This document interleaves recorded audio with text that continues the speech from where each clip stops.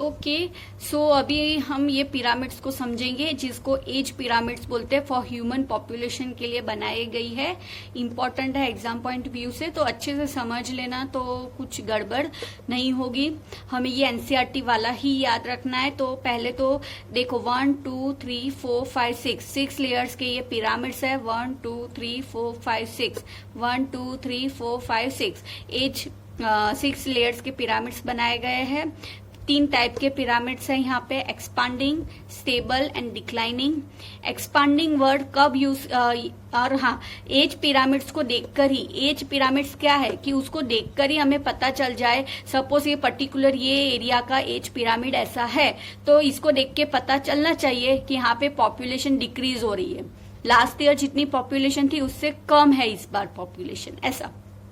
Stable है, stable है अगर ऐसा है कोई एरिया का age pyramid of human population ऐसा बनाया गया है, तो क्या समझने का कि ठीक है लास्ट ईयर जितनी पॉपुलेशन है उतनी ही इस बार भी पॉपुलेशन है, स्टेबल है, इंक्रीज डिक्रीज नहीं हो रही है। और थर्ड टाइप का होता है this is expanding age pyramids. उसमें क्या है ना कि पॉपुलेशन इंक्रीज हो रही है, जैसे कि लास्ट टाइम से काफी ज्यादा इस बार हो गई है पॉपुलेशन, उसको एक्सपांडिंग एज पिरामिड्स बोलते हैं। जहां पे पॉपुलेशन स्टेबल रहती है उसको स्टेबल एज पिरामिड्स है, और जहां पे पॉपुलेशन डिक्रीज हो रही है उसको डिक्लाइनिंग एज पिरामिड्स वाला है ये।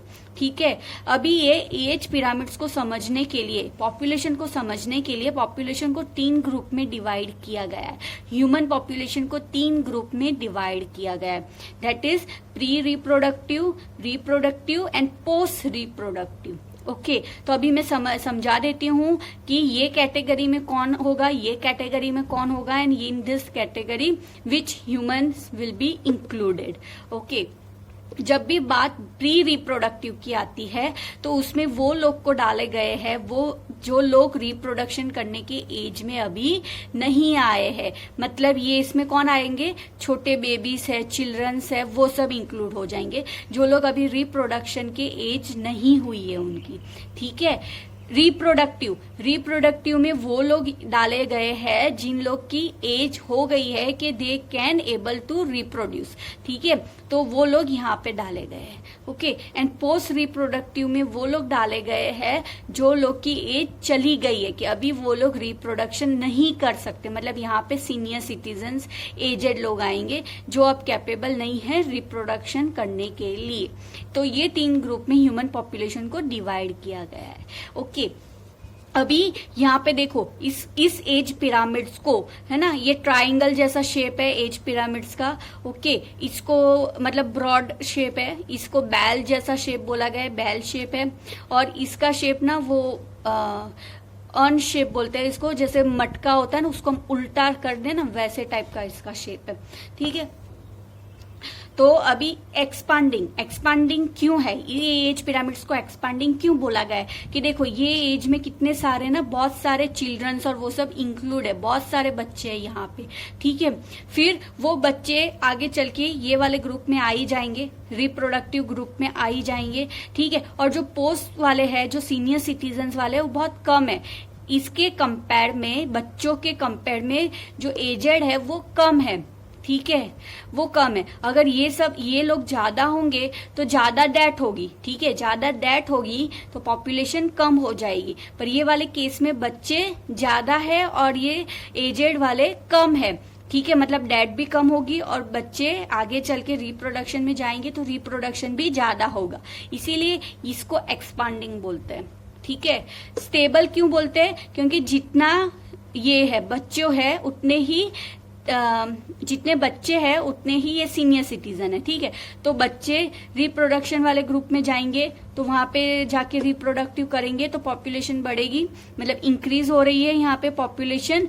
और ये वाले केस में क्या है कि सीनियर सिटीजन भी ज्यादा है ना, तो डेथ भी हो रही है। ठीक है, तो जितनी इंक्रीज हो रही है पॉपुलेशन उतनी ही डेथ हो रही है, तो दोनों एक दूसरे को कैंसिल करेंगे तो ये स्टेबल बन रहा है। जितना बढ़ रहा है उतना भी कम हो रहा है, तो ये स्टेबल है। ठीक है। अभी ये डिक्लाइनिंग है। डिक्लाइनिंग में क्यों है ना कि देखो बच्चे वाला जो सेशन है ना वो बहुत कम है और ये सीनियर सिटीजन वाला बहुत ज्यादा है और ये वाला भी ज्यादा है, ठीक है। तो ये सब भी वापस सीनियर सिटीजन में जाएंगे और ऑलरेडी सीनियर सिटीजन वाले तो ज्यादा ही है और बच्चे कम है, मतलब वो लोग फिर ये ग्रुप में जाएंगे तो भी इतना रिप्रोडक्शन नहीं होगा क्योंकि इन लोग की पॉपुलेशन ही कम है, इसीलिए पॉपुलेशन क्या होगी, डिक्रीज होगी, है ना। तो इसको डिक्लाइनिंग बोलते हैं, ठीक है। तो समझ में आ गया, ये 3 बहुत इजी है, समझ लेना तो इजी है, ओके। तो इसको बोलते हैं representation of age pyramids for the human population, ठीक है। तो यहाँ पे ना size of population tells us a lot about the status in the habitats. तो पर्टिकुलर जगह पे पॉपुलेशन की साइज देखकर ही हमें उसके बारे में सब पता चल जाएगा।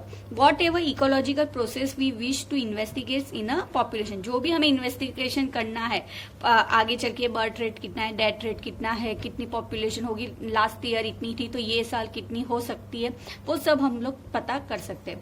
B it the outcome of the competition with the another species, हो सकता है उस पे हमें पता, वो भी पता चलेगा ये पॉपुलेशन इतनी है, ये पॉपुलेशन इतनी है, तो ये चीज का इतना यहाँ पे कंपटीशन भी रहेगा, ठीक है। तो ये सब हमें बहुत सब ये एज पिरामिड से पता चल सकता है, ओके।